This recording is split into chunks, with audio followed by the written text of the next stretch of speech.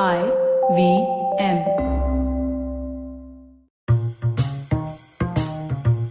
Hello and welcome to the Wire Talks. I'm Siddharth Bhatia. Rabindranath Tagore was a Renaissance man, author, poet, musician, and playwright. He also wrote on a wide variety of issues. He is a literary giant not only in India but across the world and holds a special place in the hearts of all Bengalis. Today, Tagore has been drawn into politics. With elections approaching in West Bengal, the Bharatiya Janata Party has now cited him as a big champion of nationalism, which goes totally against what he wrote at the time. To understand and explain this, we have with us Professor Sivaji Pratim Basu, who teaches political science and is also the Dean of Arts and Commerce at Vidyasagar University in West Bengal. Among the many books he has written is The Poet and the Mahatma, which compares the nationalisms of Tagore and Mahatma Gandhi. Welcome, Professor Basu. Thank you, Siddharthji. Okay, so keeping in mind that many of the things I may ask are well known to Bengalis, but if we were to explain this to, in brief, explain this to audiences elsewhere, Tagore took part in public issues and engaged very much in public issues of his time. What were his views on nationalism? When he was only 16 or 17 years of age, he began to write, also express his views in various little magazines. In today's language, we may call them little magazines. Some of them were, run by his cousins, his elder cousins within the Tagore family, and also when he grew up, also his writings, his essays, his short or long essays were to appear in many other Bengali, especially Bengali journals, Bengali literary journals, and also we find this collection of essays also began to appear by the end of the 19th century. And in these essays, he was basically an author, a man of literature, cultural man, by his guidance, Bengali songs, Bengali poetry, it saw literally a metamorphosis.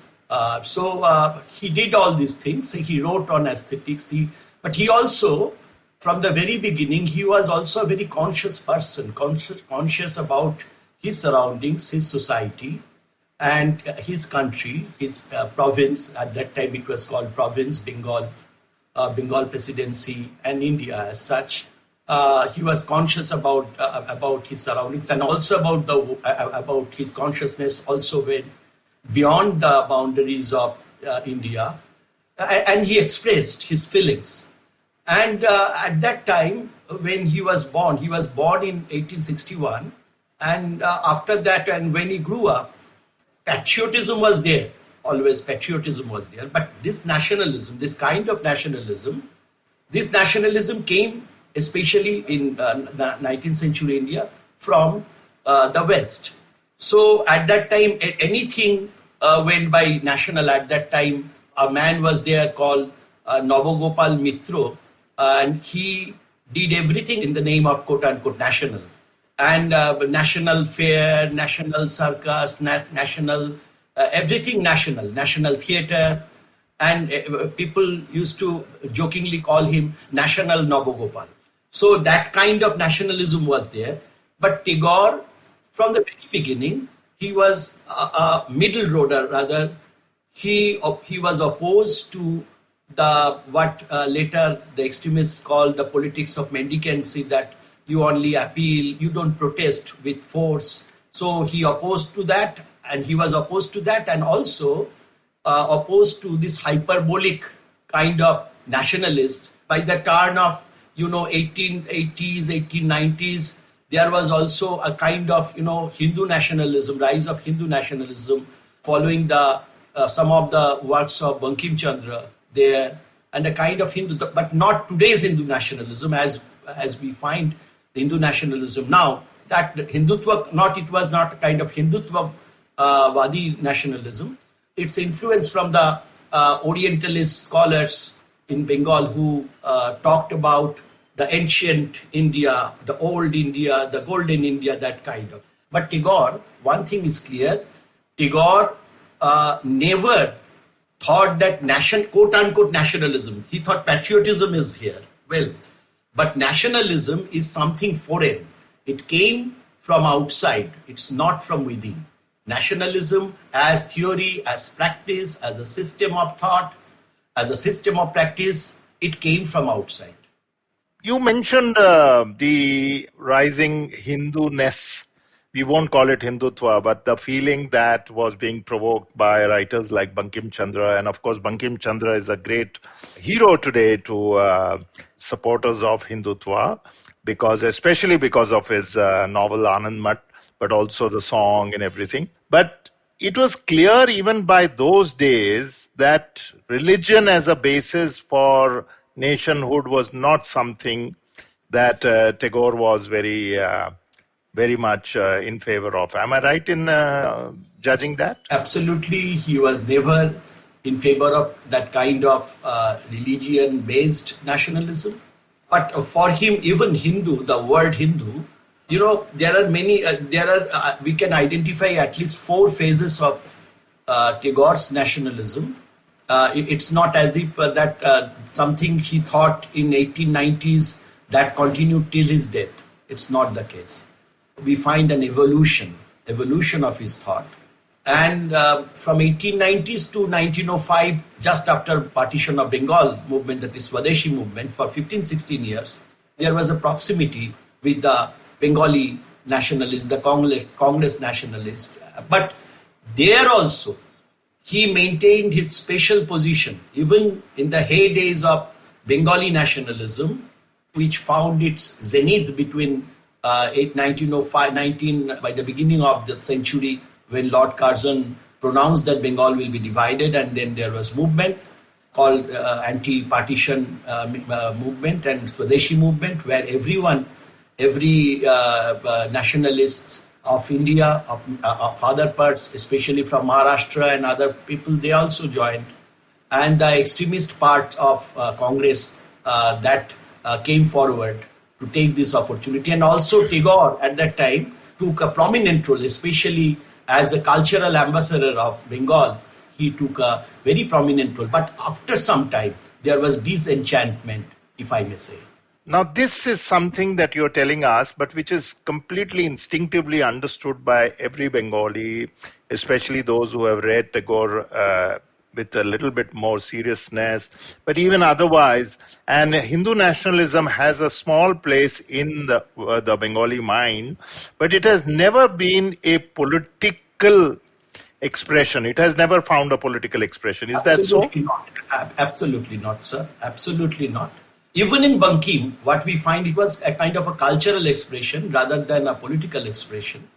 In Bankim's Anandamat, what we find, it was written in the context of the Great Bengal famine of 1176 of Bengal, Bengal calendar, Bengali calendar of 1176. So in Hindi it is called Chiyattar Ka Mannantar.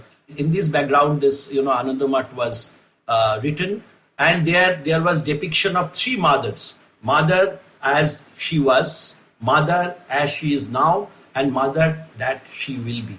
So there we can find a kind of, an expression of nationalism in another way.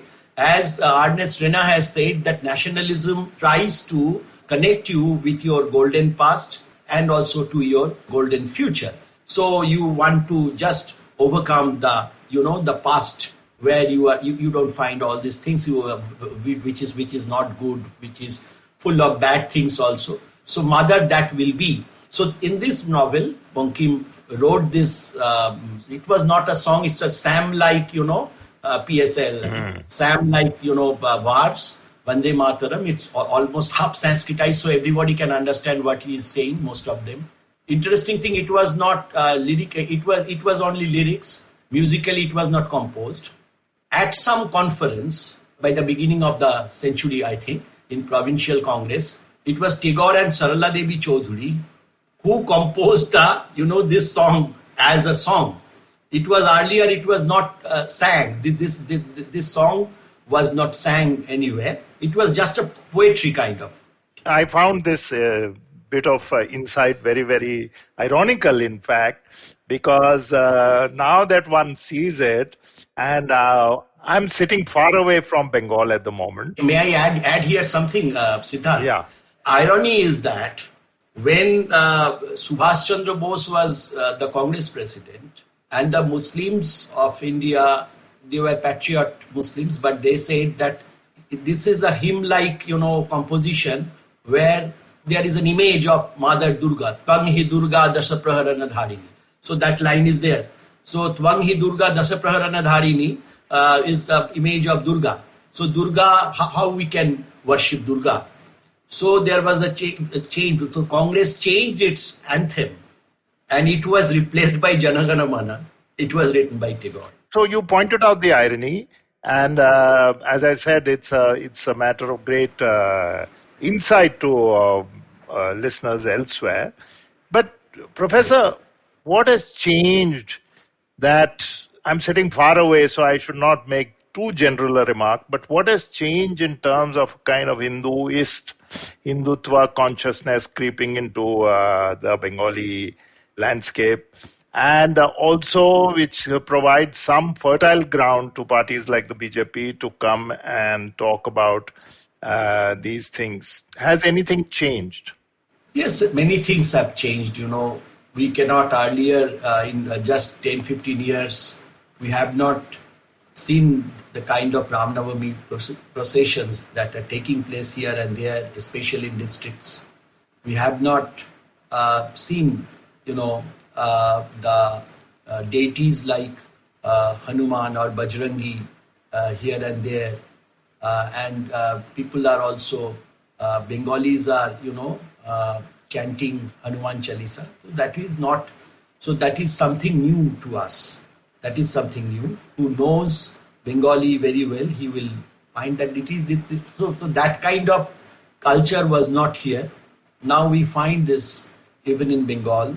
Even in Bengal, I don't know, maybe we do not read anymore our old texts. We have become very, the prisoners of this social medium, and we are, what are we getting and being circulated through the WhatsApp or the social media? We are taking everything. People who are above, 55 or more, you can see, but we have so many, we used to read, even we get some time to read. But I don't think that the same thing about the generation under 30. They are not that engaged. So whatever they learn through, it's a kind of audiovisual learning through either Facebook or Twitter or whatever. They even do not read some of.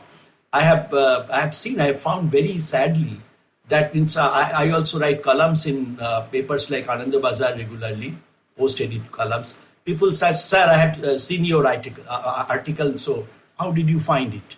But then I find they have only seen the article, the name of the article, but they have not read. So are you trying to suggest that there is therefore a possibility that this kind of campaigning about Tagore, which is distorted, as you have shown, this kind of campaign will find some echo or some response?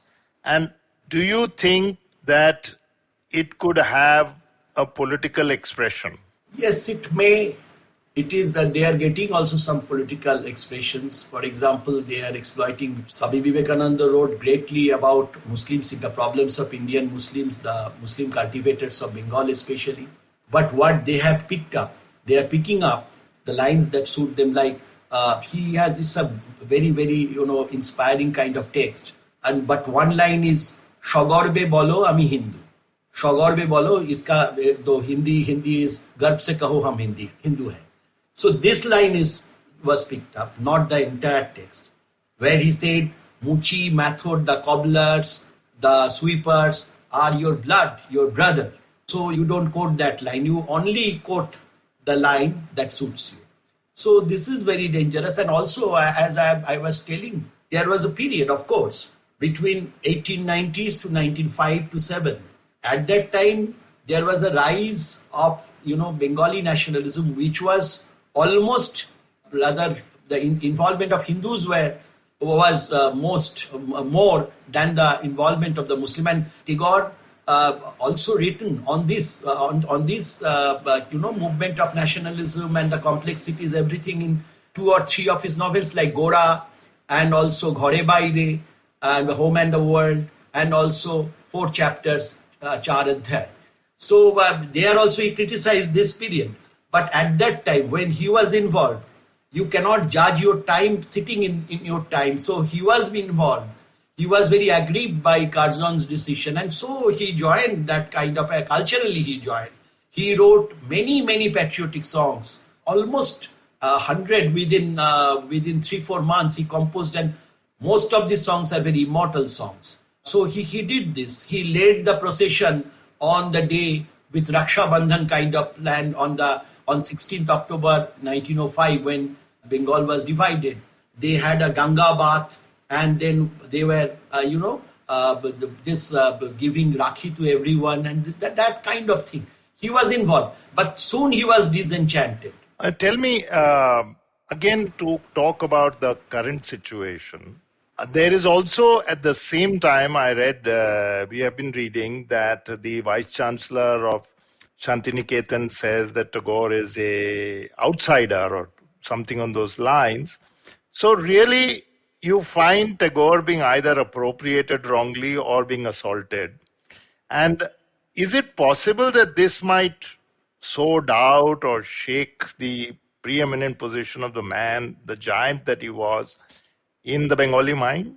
Okay, Siddharth, one thing I can assure our listeners, that come what may, there are 4 or 5 icons in Bengal. You may misappropriate some of them, some of the writings or their songs or everything. But if you attack them, they command so much respect in the hearts of millions of Bengalis.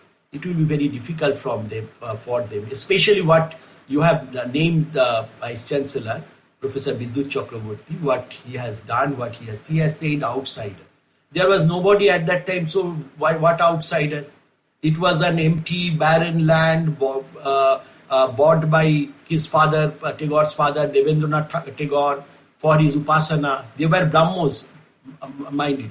Brahmos were not Hindus. Absolutely, they are not Christians, but they are like in Hindi you can find the Arya Samaji, like they are reformists. They were reformists.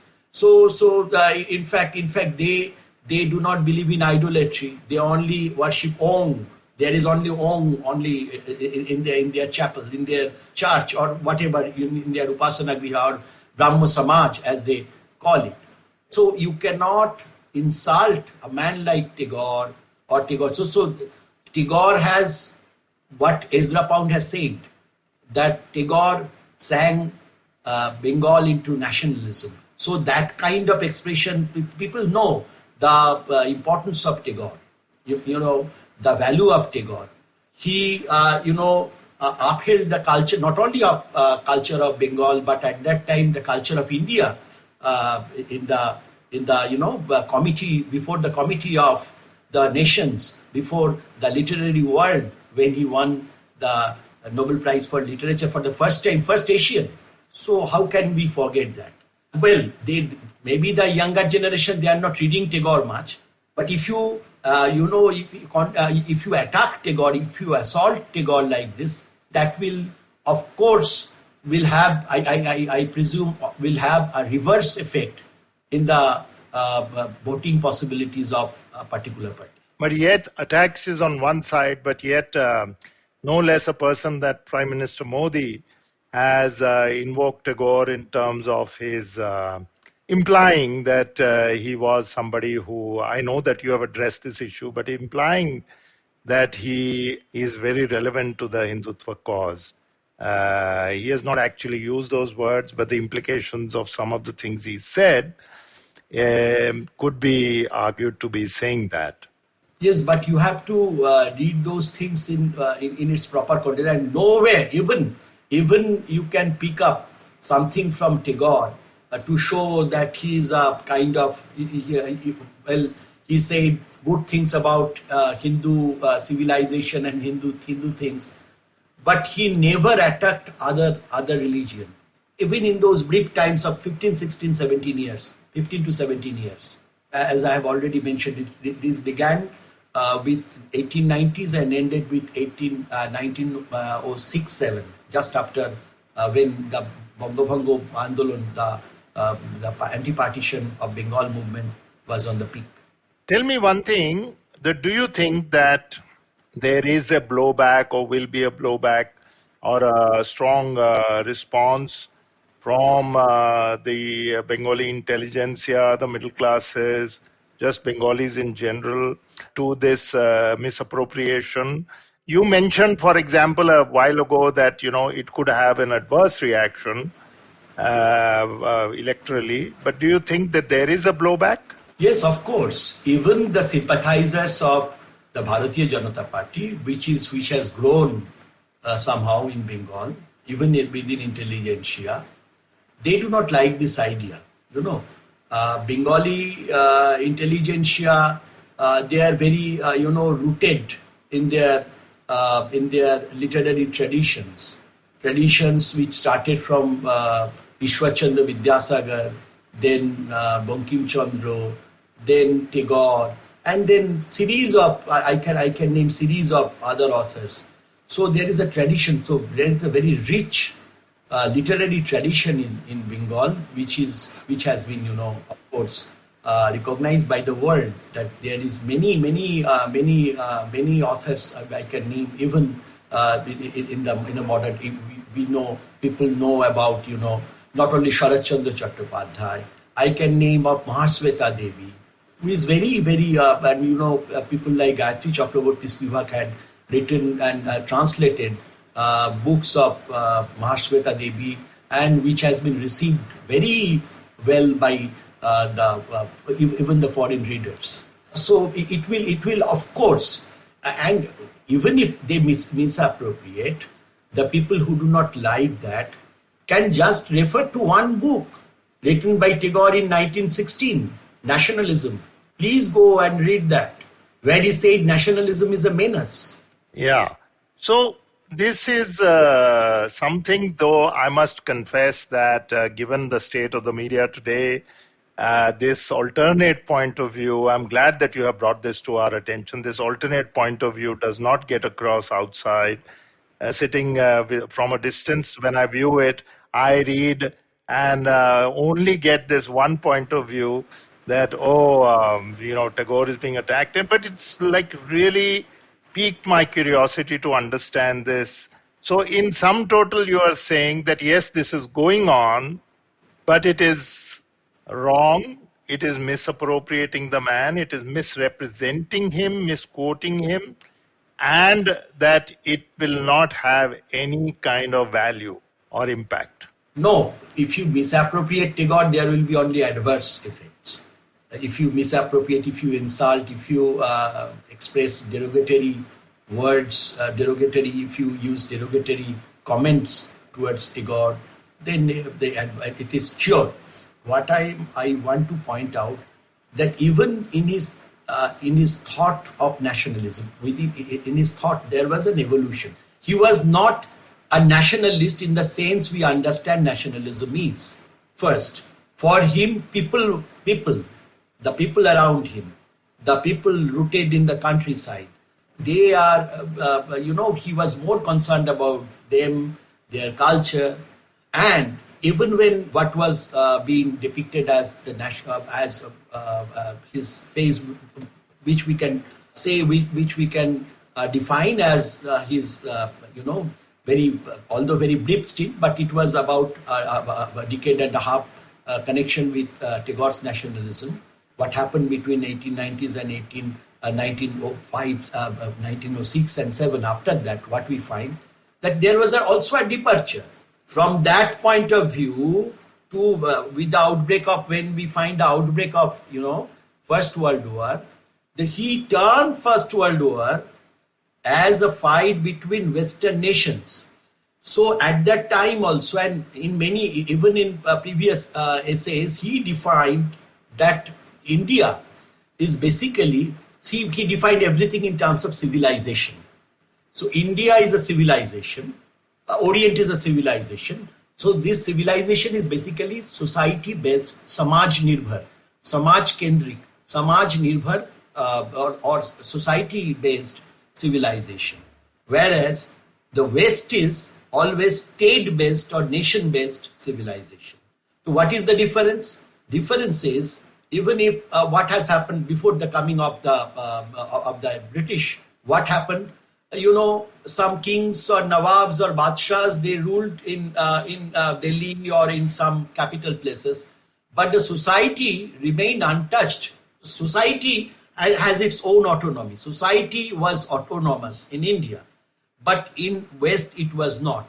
So nation, he has seen a nation. He has given lectures within when the First World War was going on, and before that, and also after that. There was a compilation called Nationalism, as I have just mentioned. It was written in 1916 and it was published in 1917. In this book, there were 3 lectures given in United States and Iowa University, perhaps he had given in United States, and then in Japan. So there he compared, he said the Western nation, what we are following here, is a kind of Western imperialist nation. And he said Western nations are working like dams, big dams, to check the free flow of civilization from this civilization to that civilization. So the knowledge, the fruits of knowledge, according to Tagore, he was an internationalist, Siddharth. He was not a nationalist, he was an internationalist. He said the fruits of knowledge, for example, the invention of zero. Without the invention of zero, we cannot, this 0 and 1, this is the basis of this computer and everything. So without the invention of zero, the civilization could not have progressed. But this was invented by India, but it was not restricted in India. So that was the fruits of knowledge being, cultivated in one civilization, that should not be restricted to that civilization. But when you think in terms of nation state, you think of copyright, you think of everything. So he was against that the knowledge is kind of a free knowledge. It is universal. It should not be restricted. And so he also opposed Gandhi during the non-cooperation, although they were very great friends. Always Gandhiji called Tagore Gurudev, and Tagore always addressed Gandhiji as Mahatma. Perhaps he was the first in India to call him a Mahatma, because he was always against narrow kind of nationalism. So what we find in these days, we find the rise of actually very narrow kind of nationalism. Nationalism is not bad, but this kind of nationalism, what we have, this kind of war cries, jingoistic kind of nationalism, which he was absolutely opposed to. So in sum total, I was quite interested and intrigued to hear you say that Tagore's position as this leading light of the international literary and cultural world, and of course in India, in the hearts and minds of Bengalis, is unshakable, no matter what happens. Can we say that? Yes, absolutely. We can say that. That's an extremely interesting exposition, Professor. I think I, who did a little bit of research before coming to talk to you, not too much, I was enlightened by what you had to say. It's a very heartening thing to know that, what one reads, one doesn't have to always believe it. And I hope our listeners really enjoy this. Thank you very much for joining us. Thank you. Thank you, Siddharth.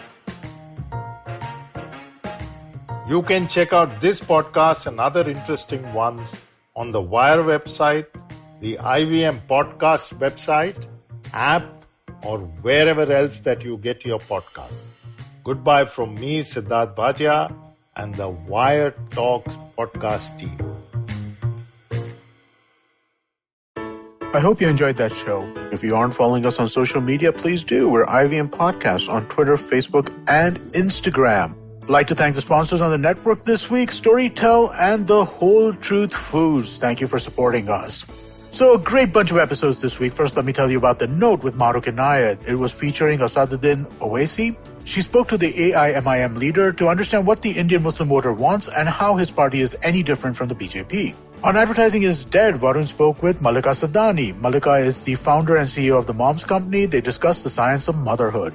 On Naan Curry with Sadaf and Archit, Dhananjay Chuck of the Edges and Sledges podcast showed up, so we did another crossover, this time with food and cricket. On Agla Station Adulthood, Ritasha and Ayushi talked to Gaurang Sangvi, head of digital business at DSP Mutual Fund. The episode has some logical and realistic advice, especially for millennials, on how to invest their money. Shunya One is back this week with Sheila Aditya and myself. We spoke to Anirudh Singla of Pepper Content this week. Really interesting conversation. Anirudh gave us some real deep insights into content creation and how they're thinking about different ways of creating it. Do check them out. Really fun show, really fun conversation. And with that, we hope to see you again next week. 2020 is a difficult year. A global pandemic, protests, elections, recessions. You get the picture.